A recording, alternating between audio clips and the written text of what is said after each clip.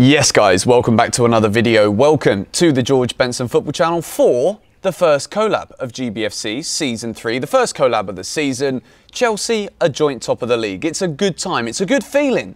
But apparently there is still more to be excited about. There's still more to look forward to. It is the beauty that is football. And I'm delighted today to, of course, welcome a very good friend of mine onto the channel. He talks football on YouTube. His YouTube name is Younes Talks Football. Big Younes, how you doing, my man? Good to see you and hear from you again. Hello, my bro. I'm good, man. Thank you for having me on again. Yeah, spirits are high, innit? We're loving life. It is pretty good at the moment. We've had a good start to the season, but what I want to do today is kind of look forward a little bit. We've got a week left of the transfer window. There are rumours that things could still happen. I think based off of the trajectory of transfer talk this summer from Chelsea, I think there are things that should happen as well as could and will. And obviously want to look forward as well to the Liverpool game at the weekend, as well as our title chances this season. But first things first, Romelu Lukaku's debut. It was pretty special, I think, for anybody who's a Chelsea fan watching. Do you think that Romelu Lukaku was the only piece of a puzzle that would end with a picture of Chelsea winning the Premier League title this season? Or do you think we need to sign somebody before the end of this window? And if so, who? And then we'll segue onto that. But is Romelu Lukaku that missing piece? Yeah, for sure, man. We've said it for ages, haven't we? We needed that striker, that last number 9. If we get a top striker in, it's a wrap. That's the final piece of the puzzle. And I've said that for a while. Whether it was Haaland or Lukaku, that's a debate that we had for weeks and weeks and weeks. But no, now we've got Lukaku, and you know what? I'm kind of happier that we got Lukaku. At first I was thinking, oh, you know, maybe should have been Haaland, but then now I'm like, no, you know what? It was written. He's got all the ingredients needed. Thomas Tuchel clearly has a plan for him. He's Chelsea in and out. He's blue. His blood is blue. His heart is blue. I think his livers and kidneys and all that is blue as well. So you know, I'm fully happy that he's in. And 15 minutes into his debut, boom, goal. I mean, you can't write it. So yeah, with Lukaku, I think he will be that final piece that we need. I think he's going to unlock everyone else around him, including a Timo Werner. Fingers crossed. Yeah. So we'll see what happens with that. But in terms of other signings, we don't need other signings. But I know, because it's the way that we're doing things, we're going to go and get other signings because we can. Yeah. So you know what? Bring it. Yeah, you know, that's the reason why I wanted to kind of talk about this with somebody, because at the moment there seems to be, like, I don't know, it's borderline Chelsea fans are having it a bit too good and we're a bit too fussy about things at the moment. And I've caught myself in that kind of frame of mind quite a few times, where before Trevor Chalobah was announced that he was going to be staying this season, before Thomas Tuchel had that conversation with him and it looked as though he could go on loan, I was kind of in that position where I was really hoping that Chalobah was going to stay. And then as soon as they said he was going to stay, I just said to myself, right, well, we don't need Jules Koundé anymore. Like, this is something we don't need to bother with. Why don't we just throw all of that money in on Declan Rice? And then there was the links to SAUL NIGUEZ. There's been the Tchouaméni links forever. There's been talks maybe that Chelsea might go in last minute for Camavinga because he's now available.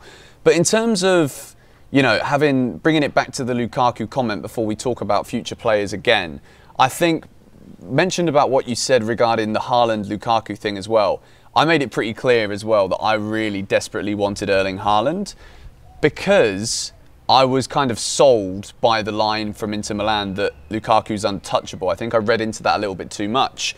But based off of what we saw, even in the first 15 minutes of Lukaku's second debut, the key thing for me is going to be who plays alongside of him. After Havertz and Mount started and it worked so well, I think, even though I agree with you when you say that Timo Werner is going to get better playing alongside Lukaku, I just worry how few and far between those moments might be, particularly in the starting 11, because Mount and Havertz just seem to be going from strength to strength every single time they play alongside one another. Do you think that Timo's minutes could be seriously numbered, or do you think we're going to see rotation almost game by game from Tuchel this season? I think that there is an element of that first point. Werner's minutes won't be as much as it was last season, I think. I think that's logical because Lukaku's come in. But there will be rotation, and he will get game time. And I think it's going to be a case of maybe not game by game, but every few games by every few games. You know, because remember, we're in we're in so many competitions this season. It's ridiculous. We've got to go and play the World Cup in December as well. So the schedule's packed, and I think Timo Werner will get that chance. Now it's up to him whether he capitalises, because if he does, then that gives Tuchel another headache. But you got to remember, I think we're going to see Pulisic get involved. I think we're going to see Ziyech get involved. I think we're going to see Werner get involved. We've got Havertz, we've got Mount, possibly Hudson-Odoi get involved. Have I missed anyone out? Because we've got so many players, it's ridiculous. Yeah, there is too many, but I think you kind of hit the nail on the head regards the ones that could be challenging for that position. Yeah. So in terms of, we've just mentioned there, obviously a load of attackers. There's so many different options that Tuchel can have. Jules Koundé is one that I think, as we're recording this, there's probably conversations going on now between West Ham and Chelsea to finalise the deal for Kurt Zouma, which has always kind of been the sticking point as to whether or not we get Jules Koundé. It's going to be around 77 million quid. Now, I don't know about you, but I've seen this guy and I think he's a very good defender. And of course, when you buy a 22-year-old, you're buying that potential that this player can become one of the very, very best in the business. Do you think that Jules Koundé is A, necessary, and B, what are your thoughts on Chelsea spending 77 million on the player? I mean, you know what? When it comes to money, I'm kind of split in two heads, because firstly, I look at it from the point of view of if the club are happy to do it, it means they can afford it and we're good. If not, they wouldn't do it. So we don't have that much to worry about. At the same time, our net spend and the way we're doing business this transfer window is without a doubt far and beyond the best in world football. I mean, just yesterday there was the news that Zappacosta's headed out back to Italy, Ugbo's being sold, and that will bring in 15 million quid, around 15 million pounds, just for those two players that are not even a part of the squad. We let go of Zouma, that's going to be more money coming in, then we use that, maybe add a little bit more, and we've got ourselves Koundé. So technically, we're not even spending that much. We're just, the way we're doing business is phenomenal. So I look at it from that aspect, and I think in terms of money, we're good. Now, do we need Koundé? For this season specifically, no. But I think long term, it's going to help us. I think long term, going forward, you've got to understand he's 22. When Aspie's time comes to really, you know, take a sidestep and, you know, not become as regular as he is, when Rudiger's time comes, that's not going to be too far away, I don't think. You got to start thinking of that transition. Chalobah's come into the fold. If Koundé's going to be a part of that, we've got Christensen. Thiago Silva will obviously be leaving at some point very soon. So we got to keep that in motion. We got to think about that. And I think Koundé eventually will slip right in, and we don't have to worry about a Reece James, for example, because he'll have his spot. I'm sure Chalobah will nail his spot. Going forward with Koundé in the team, I think we've got ourselves a very solid defence. So I would do it long term. But for this season, it's going to be hard for him to get into the team, I reckon. Yeah, no, I like what you mentioned with in terms of building that young team, and the fact that football fans, specifically Chelsea fans, we always seem to have like this opinion about what's too much and what isn't too much, but it never comes out of our pockets. You know, I think it's just a funny example of how, like, football, we're just a little bit too connected sometimes. You know, you just want to pick up your phone and call somebody at the club and tell them something, even if you don't have a number available to do so. So we just shout on Twitter. It's the way to go. Obviously, Aspie, he signed 9 years ago on this day, which is a pretty incredible thing. And I think he's always gone down as like an underrated player, be it for Chelsea or in the Premier League. Do you think this season, if we sign Jules Koundé, the end of Azpilicueta's Chelsea reign, I guess you could say, or regular place in the starting 11 could possibly be over? Or am I missing something here where it would never be Azpi's place that would be taken and it would be somebody else? What do you think is the most likely? Because Koundé likes to play on the right side of the back three or of the centre-back pairing, whichever formation is being played. Do you think that it's Azpilicueta who misses out? Because obviously what we saw from Reece James against Arsenal was next level football, and we can't really omit him from the side, can we? Or is there someone else? Could it be Christensen or Silva that loses out?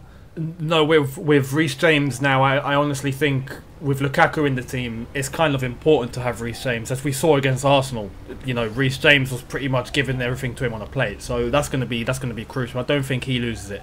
With Azpilicueta, I don't want to say no, it's the end. Well, it's not, definitely not the end now, but the transition has begun. You know, Yeah. last season he was fully involved in near enough every game. You know, much like how John Terry nearly wrapped up his Chelsea career where he was involved in every single game. I think Azpilicueta's season last season was that. This season, he's going to get less game time.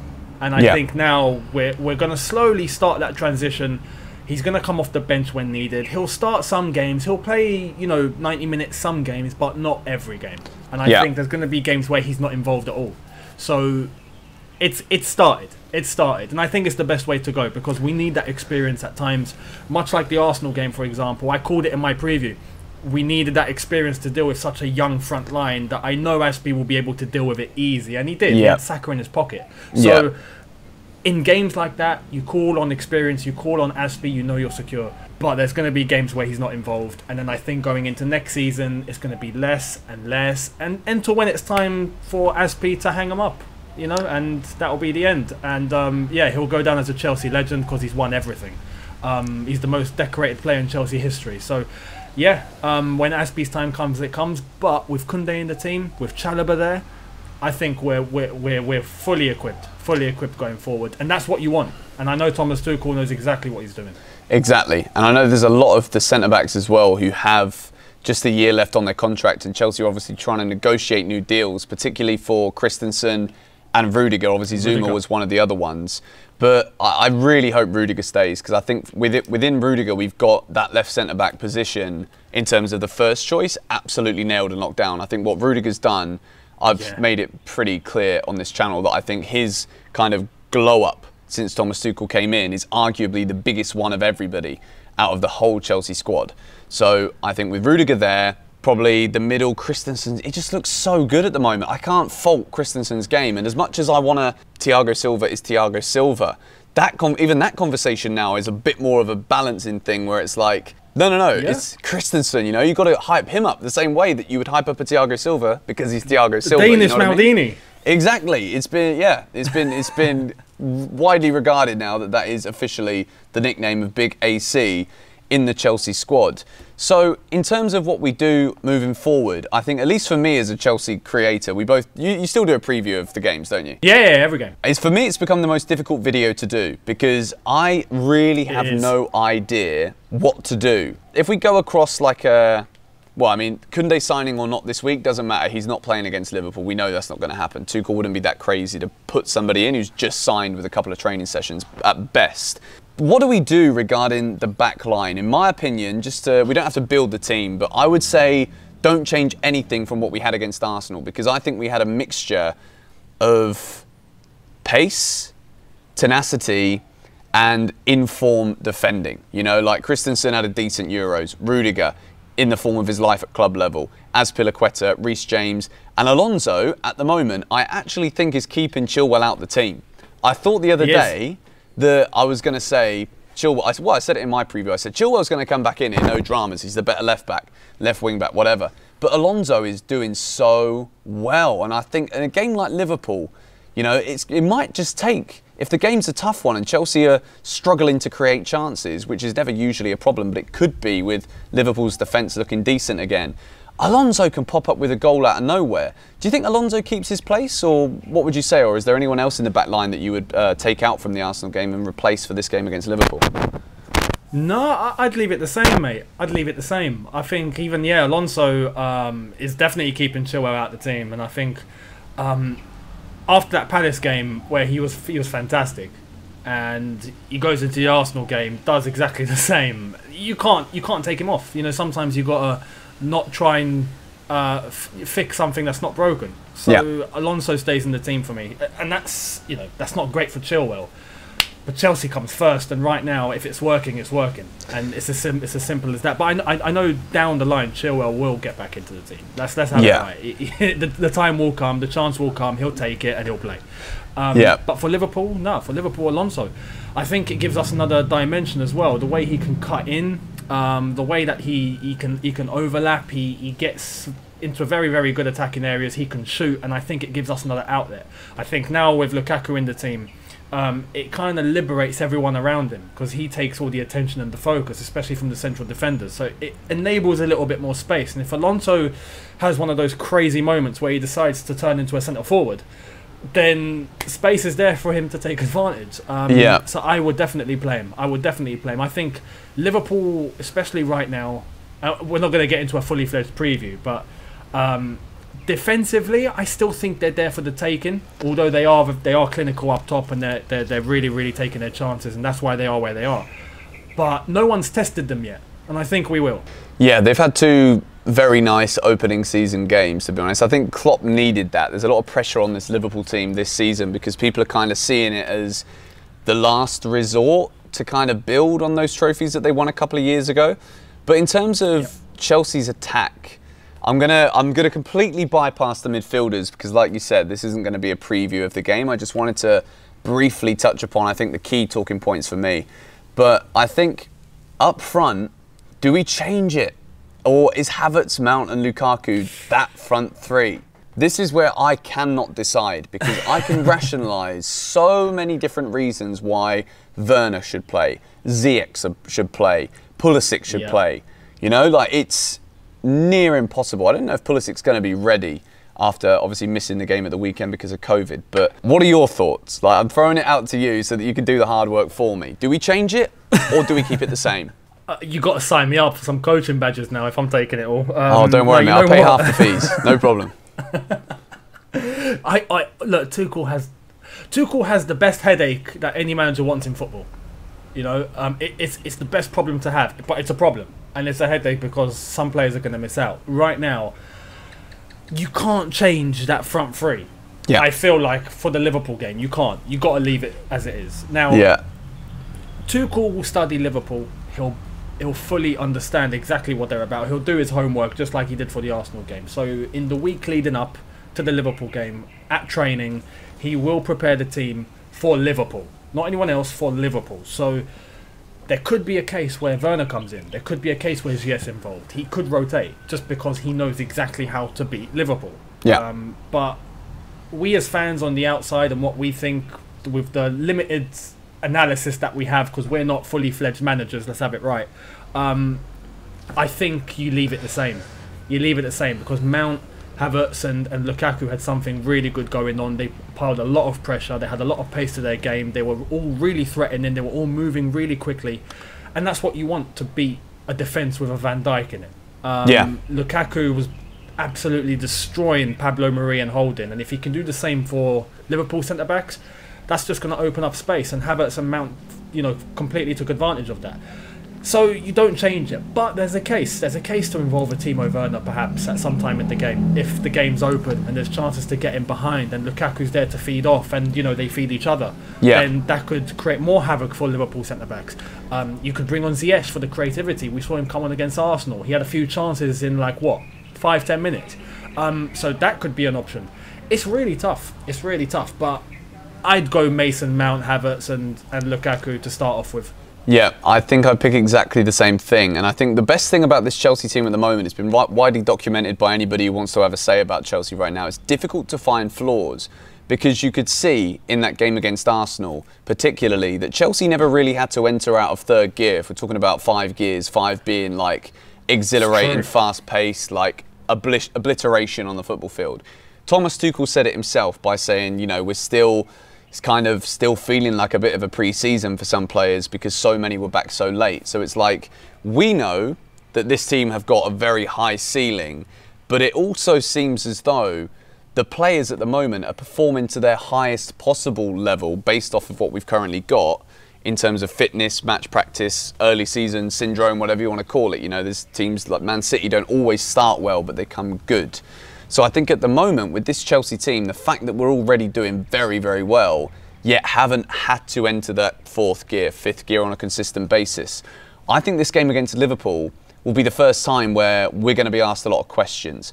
The first time, probably since that City final in the Champions League, where the defence at times will be under exhilarating pressure. And I think that if Chelsea get a win against Liverpool this weekend, I would go as far as to say that it would be enough data that people have about this Chelsea team to even go and say that we're level with Manchester City as title favourites.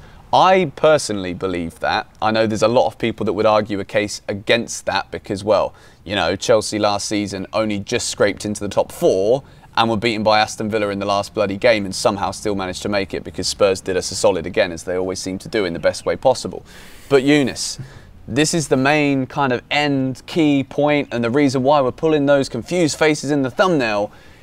Do you think that Chelsea will win the Premier League title this year? Straight out, gauntlet is there. You have, I don't know, like an electric buzzer on your backside, and every time you say, oh, I don't know, someone's going to buzz it and stick it up your ass. What's it going to be? I don't want that happening. That is the best Younes response to such a dreadful question from me in history. Iconic. Okay, so we've established Younes don't want that. So what does he want? I want Chelsea winning the Premier League title, and I'm going to say yes. I'm going to say, yeah, I think we will, man. I've got such a good feeling about this team. I've got such a good feeling about Tuchel. Tuchel's the main thing here, man. If I agree. If it wasn't Tuchel, I'd be like, you know what? Yeah, let's give it some time. I'm fully confident. Everything is clicking. The team are fully behind him. The players are all playing for him. The players are listening. They're all executing exactly what he wants. Tactically, he seems to suss out everyone. He knows exactly what to do with every single player. He's got a plan. Everything's just fantastic. He's being backed. Now he's got his Lukaku. I mean, and you know what? With Lukaku, I've seen many pundits and many analysts all say pretty much the same thing. And I don't want it to be so easy, if you know what I mean. But they all say, Lukaku in the team, you automatically add 25 goals to your goal tally from last season. Now, it's not as easy as that, because there's so many circumstances that might have changed. But you know he's going to get you goals. You know he's going to get you goals. And if he's getting you goals like he did just against Arsenal, if he does that on a consistent basis, you best believe we're winning the Premier League title. And I think if we beat Liverpool, that's a big statement. It's a big statement. As you've said, it's the first big test, a test where they've got a very solid team, a very solid manager, especially that attacking line. That's the first game we're going to be put under serious pressure, as you said.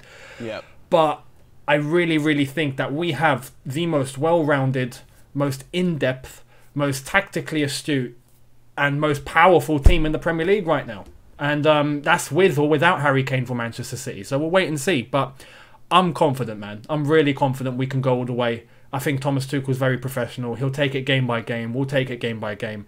Hopefully we win the Club World Cup. Add that to our tally, our trophy cabinet. We would have won every trophy that exists on the planet.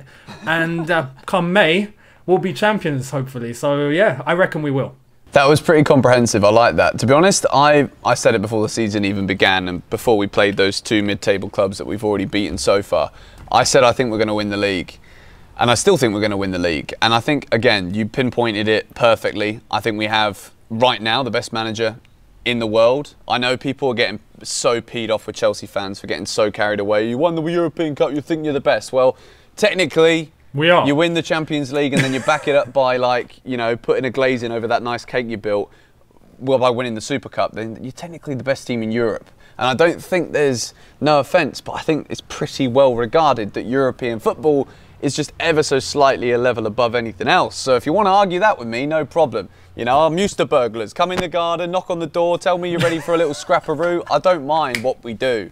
But that was a great little conversation. And again, as always with my collabs, I don't plan anything. I just sit here and I'm like, you want to do a little? Yeah, okay, cool, we're rolling. So Younes, thank you very, very much for coming on the channel, my man. Just give us a little, I know most people probably know who you are, but give us a little breakdown as to where we can find you on the YouTube in social media stratosphere. Thank you for having me, man. Yeah, as you said, we do these sort of things off the cuff and it's natural and it's lovely and I enjoy it, man. So yeah, thank you for having me, man. You can find me at Younes Talks Football for those that don't know who I am. So yeah, on Twitter, YounesHH, and yeah, same goes for Instagram. But it's all really, really getting tasty now. Content is pumping out. I know for you as well, just as it is for me. So yeah, it's going to be a very interesting season. Stay tuned. Yeah, no, it is definitely for sure. If you guys do enjoy these as well, then like I said, we just give each other a little message, see if we're free. It's been ironic this time because it's been about 2 weeks where I've made excuses as to not why I couldn't film, but they've been legit. But yeah, if you want to see more of these, proper ones. If you guys want to see more of this, then be sure to let me know in the comments down below and also hit the like button on this video. Go and check out all of Younes' socials, including his YouTube channel, link down below. Subscribe to me also if you're new around here, turn on the notifications, and I'll see you all later. Come on, you Blues.